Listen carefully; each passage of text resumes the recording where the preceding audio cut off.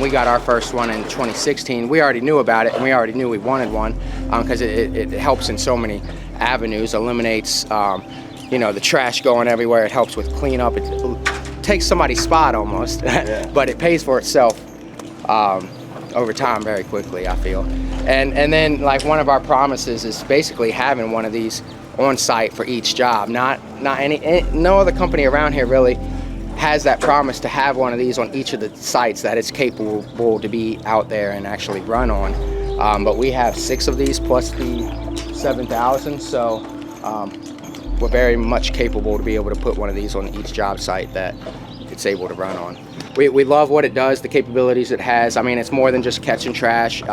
We carry all of our equipment out here, our materials inside of it, and then we pull everything out. We get set up with the stuff that we brought out, and then we set it up to catch all the trash, drive it to wherever the dumpster is, dump it in there. We use it, sometimes we won't be able to get the shingles on the roof because there's power lines or something like that, or a sloped driveway.